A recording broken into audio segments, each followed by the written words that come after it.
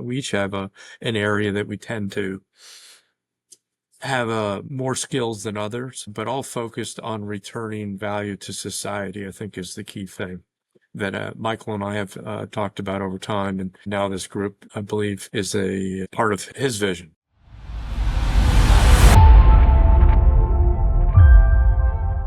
The Net Positive Consortium was founded to unite firms that are committed to creating lasting change for clients, for their employees, for the communities they live in, and for the planet as a whole. And the Net Positive does that through 5 core pillars. Again, community, clients, team members, the industry, and the planet.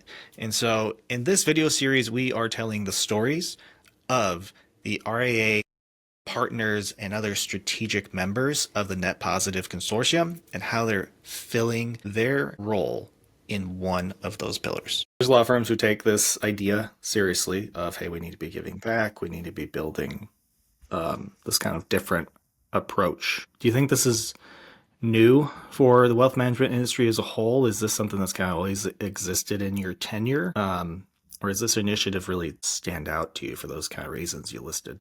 Johnny, I think it's an element of the industry. Not all participants follow, but a number of them do.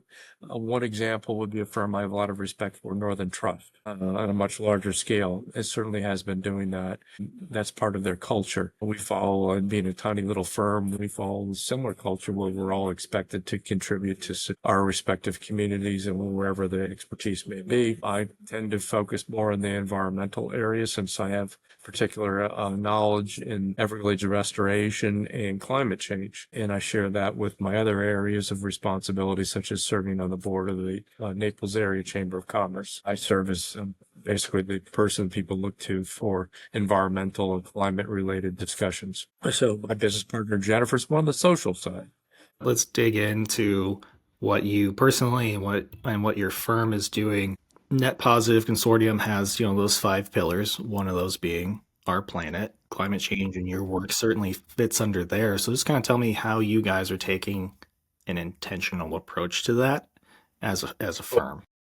A number of different areas. Some of the fun stuff is that we are underwriting the Naples Zoo's speaker series this winter. It's a series of 5 different presentations that cover a wide gamut of topics. Most recently, they had Dave Schindel, who's part of the U.S. Fish and Wildlife Agency here in the area, to discuss the Florida panther, which is as close to being extinct as any major apex predator can be. At one time, they were down to less than 50 animals left in the area. And it's interesting that an animal that used to cover a wide area of the United States between the Florida panther and the related cousins, now panthers are limited to a very small subset of Southwest Florida that we happen to reside in.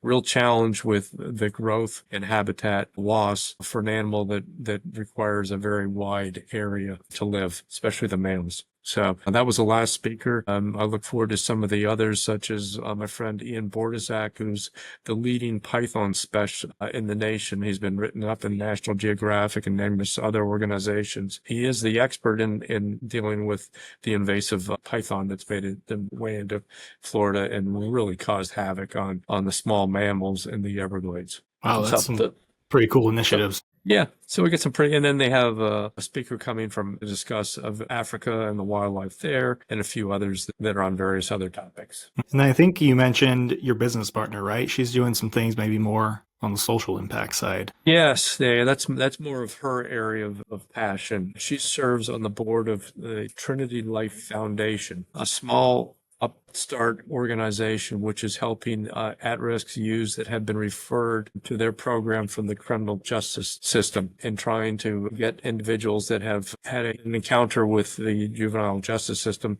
to get them straightened up and start finding ways to get their life in order and pursue a better track. So it's an interesting organization that, unlike a lot of others that have been around a long time and have very formative foundations and executive directors and all that stuff, they're just in the process of getting the first paid employee on staff. So a real entrepreneurial situation. So very interesting. Very, very good. Yeah, very, very worthy endeavor for her to be involved in. Now, your website URL intrigues me. I think it's responsibleadvisors.com, right?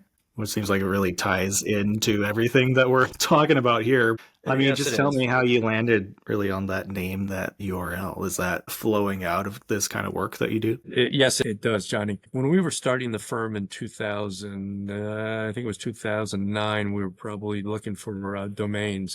It was available, which was somewhat of a surprise, to be honest.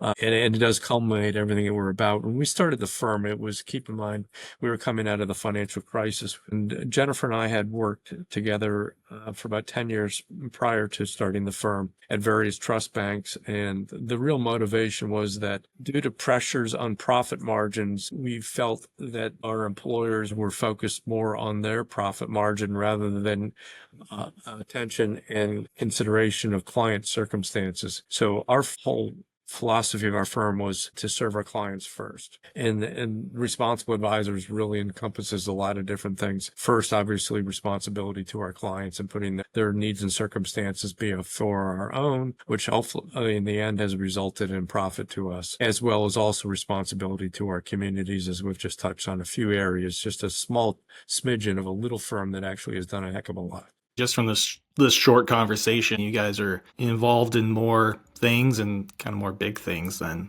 a lot of the firms I've run across over the years. You guys It's are doing quite a bit. Yeah, we've in the monies we've donated and supported in various causes.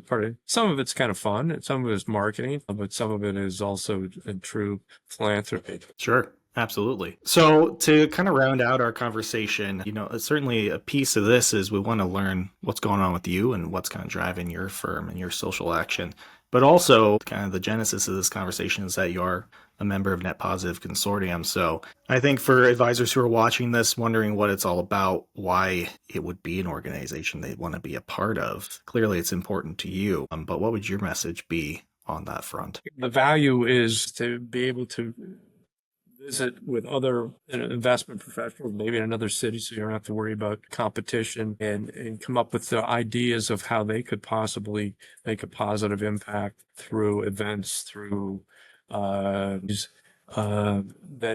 came about from conversations with the other members. To be honest, we had a charity event. We do it every couple of years. It's a pretty expensive endeavor in finance and time, but we had what we called the Net Positive Group, and you can figure out how we titled that event. It was true plagiarism at its best, and we basically had a fun night where we had a band performing, and we recognized two charities, Trinity Life that I mentioned that Jennifer's involved in, and the Immokalee Foundation, which is a organization that supports high school students in the city of Immokalee, which is an agricultural farming community with many, many new immigrants. English is certainly a second language to virtually everyone. So they don't have the resources that other schools do. And that organization does fill in the gaps to get these students the opportunity to go on to higher learning, be it vocational or traditional universities. Yeah. So Oh, that that's was really that event came. It was a direct result of conversations with Michael Nathanson. It's pretty awesome. So, I mean, a big draw for you sounds like is just the connection piece, getting to collaborate with other business owners who are running same type of business, and more than that, probably more than the professional side, right? Is that personal, maybe belief system, the mindset that you guys approach work and life with to kind of connect with other like-minded advisory owners. It's a pretty big benefit, I think. Yes, where we can, we're sharing ideas of how we can make things a little bit better for everybody else. And everybody has their area of passion and interest, and that's great. And then you can figure out how to piggyback on that in your own activities.